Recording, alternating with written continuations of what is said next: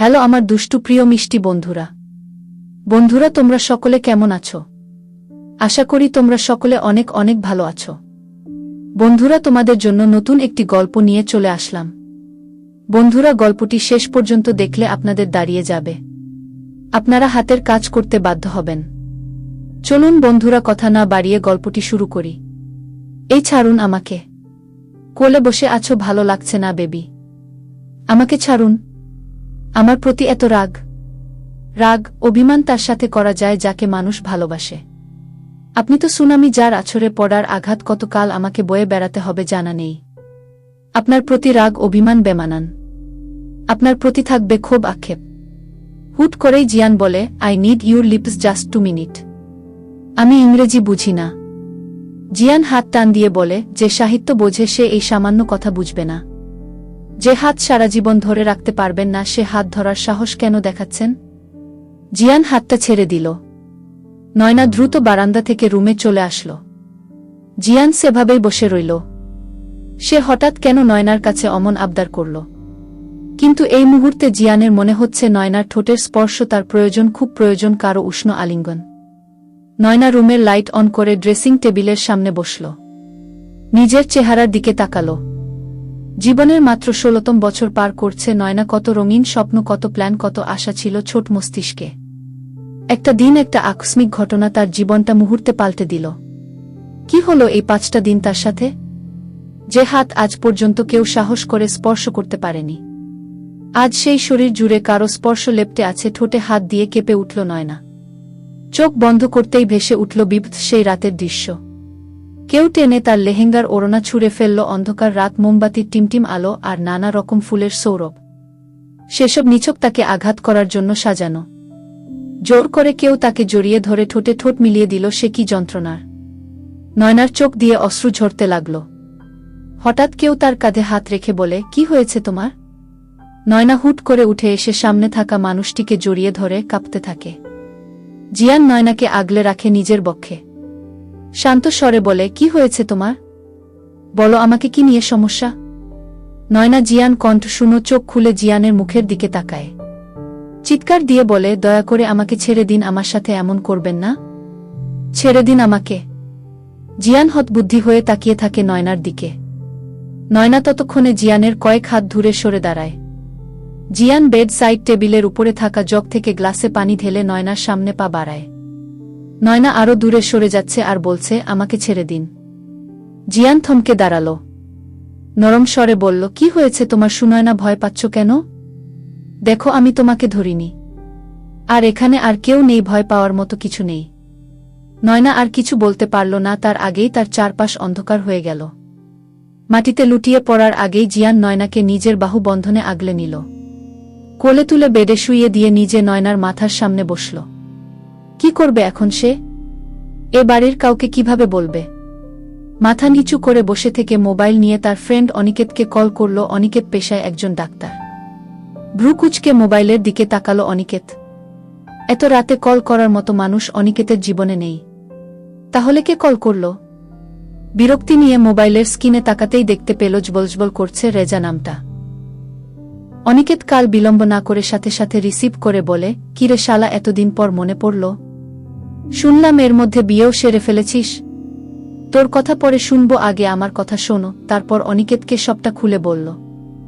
অনিকেত সব শুনে বলে, সম্ভবত ভাবির প্যানিক অ্যাটাক হয়েছে। এই পরিস্থিতি সাধারণত কয়েক মিনিটের মধ্যে শীর্ষে পৌঁছায়, কিন্তু তখনও তা ভয়াবহ বা অস্বস্তিকর অনুভূতি সৃষ্টি করতে পারে।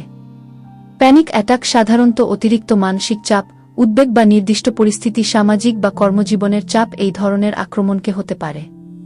তুই এক কাজ কর, চোখে মুখে পানির ছিটা দে। জ্ঞান ফিরলে আতঙ্কিত এবং বিচলিত থাকতে পারে। ভাবির পাশে থাক এবং শান্ত থাকার চেষ্টা করবি।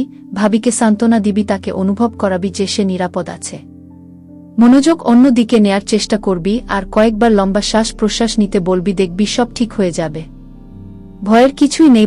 প্রথম অনেক মেয়ে এটাকে ভয় পায়। জিয়ান আর কোনো কথা শুনল না, খট করে ফোনটা কেটে দিল। জিয়ান ভালো করেই জানে এখন অনি উল্টোপাল্টা কথা বলবে। ফোন কেটে দিল।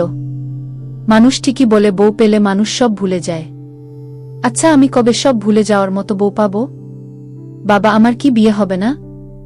জিয়ান বেড সাইড টেবিলের উপর থাকা জগটা থেকে সামান্য পানি নিয়ে নয়নার চোখ মুখে ছিটিয়ে দিল। কিছুক্ষণ পর নয়না চোখ খুলল। জিয়ান নয়নার মাথা নিজের বক্ষে নিয়ে নয়নাকে বলল, তুমি তো আমাকে বেশ ভয় পাইয়ে দিচ্ছিলে, বললেই হতো আজ তোমার বাচ্চাদের মতো ঘুমোতে ইচ্ছে করছে, তাহলেই আমি তোমার মাথায় হাত বুলিয়ে গান গেয়ে ঘুম পাড়িয়ে দিতাম। ছাড়ুন, আমি বালিশে শোব। জিয়ান নয়নার মাথা বালিশে রেখে সরে বসল। এই তুমি জোরে শ্বাস নিতে পারো? এই আমার মতো করে? এটা কোনো ব্যাপার হলো? এই দেখুন বলেই জোরে শ্বাস নিল। এত আমার চেয়ে কম হলো। নয়না আবার শ্বাস নিল, লম্বা শ্বাস। তারপর জিয়ানের দিকে তাকিয়ে বলে, আপনি সত্যি গান গাইতে পারেন? না পারি না। আমি গান গাইলে তোমার এলাকার সব লোক লাঠিসোঁটা নিয়ে হাজির হবে। এত বাজে কণ্ঠ আমার। নয়না উচ্চ স্বরে হেসে বলে, এত বাজে কণ্ঠ আপনার? খুব বাজে। একবার কি হয়েছিল জানো? নিশ্চিত আপনার গান শুনে কুকুর তাড়া করেছিল আপনাকে। নয়না উঠে বসল। এই একটা হেল্প করেন, আমার গয়নাগুলো খুলতে সাহায্য করেন। জিয়ান নয়নার গহনা খুলতে সাহায্য করল। নয়না উঠে দাঁড়াল। ড্রয়ার থেকে ড্রেস বের করে বলে, আমি চেঞ্জ করে আসি, আপনিও চেঞ্জ করুন। আমি তো কিছু নিয়ে আসিনি। আপনার শ্বশুর আব্বা আপনার জন্য ড্রেস কিনে রেখেছে, ওই যে 4টা শপিং ব্যাগ দেখছেন, তাতে আপনার প্রয়োজনীয় কাপড় পেয়ে যাবেন। নয়না ওয়াশরুমে চলে যাওয়ার পর জিয়ান ব্যাগ খুলে অবাক। টি-শার্ট, 3/4 প্যান্ট, তোয়ালে শার্ট, ব্লেজার সব আছে এতে। একটা টি-শার্ট আর 3/4 প্যান্ট বের করে পরে নিল। নয়নার রুমটার দিকে নজর গেল। পুরো রুম জুড়ে হোয়াইট আর পিঙ্ক কালারের ফার্নিচার। রুমের রংটা হালকা পার্পল। বলতেই হয় নয়না খুব আদুরে মেয়ে, তাই তো প্রিন্সেসের মতো রূপটা সাজানো। হঠাৎ চোখ পড়ল দেয়ালে টাঙানো একটা পেইন্টিংয়ের দিকে। অবাক হয়ে বলে, এটা এখানে কি করছে? নয়না ওষা রুম থেকে বের হয়ে বলে, আমার রুমটা খুব সুন্দর তাই না? সব ক্যাবিনেট আমার মন মতো করে বানানো। খুব সুন্দর। তবে তোমার চেয়ে। কি আমার চেয়ে? তোমার চেয়ে কম।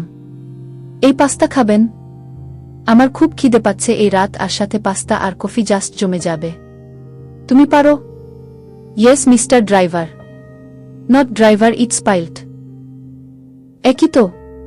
কখনো রাত জেগে উপন্যাস পড়েছেন? না আমার এসব পড়ার সময় হয়নি। সকালে ভার্সিটি, দুপুর থেকে রাত পর্যন্ত পাইলট হওয়ার জার্নি, এভাবেই কেটেছে দিন। এর জন্য আপনার মধ্যে কোনো রসকস নেই। উপন্যাসের নায়ক চরিত্রগুলো হয় কল্পনার পুরুষের মত। তাদের রাগ, তাদের আগলে রাখা, তাদের অ্যাটিটিউড, সব কিছুই সুপার সেউপার। আর ভালোবাসা, তা তো বলার ভাষা রাখে না। তোমার উপন্যাস নিয়ে গবেষণা শেষ হলে পাস্তা আর কফি বানিয়ে আনো। এই যে মিস্টার প্লেন ড্রাইভার, আমার পিছু পিছু আসেন। তোমার বাসার কেউ দেখে ফেললে? দেখে ফেললে কি? আমরা কি চোর নাকি? জিয়ানের হাত ধরে বলে, চলেন তো। রান্নাঘরে এসে নয়না চুলায় পানি বসালো, তাতে সয়াবিন তেল আর লবণ দিল। জিয়ান জীবনে প্রথমবার কিচেনে ঢুকেছে। অবাক হয়ে বলে, সাদা পানিতে তেল আর নুন কেন দিলে? ওরে ড্রাইভার সারা জীবন বইয়ের পাতায় ডুবে থাকলে জানবেন কি করে? চুপচাপ তাকিয়ে থাকেন আর দেখুন ঘরোয়া স্টাইলে সহজভাবে কিভাবে পাস্তা রান্না করতে হয়। পানি ফুটে উঠলে নয়না গ্যাস কমিয়ে তাতে পাস্তা দিল। এরপর ফ্রিজ থেকে টমেটো, ক্যাপসিকাম, ধনিয়া পাতা, সস, টমেটো সস, কাঁচা মরিচ বের করে আনল। একে একে পেঁয়াজ, টমেটো, ক্যাপসিকাম কুচি করে নিল। ততক্ষণে পাস্তা সেদ্ধ হয়ে গেছে।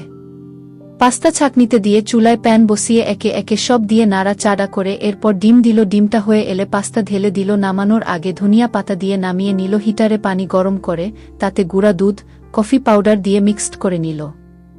জিয়ান এতক্ষণ মনোযোগ দিয়ে রান্না দেখছিল, এবার বলল, আমি ব্ল্যাক কফি পান করি। সুগার আর মিল্ক পাউডার এভয়েড করি। আয় হায়, কি বলেন? যারা ব্ল্যাক কফি পান করে তারা তো বিষ পান করলেও মরবে না। হোয়াট? আমার মাথা। চলুন।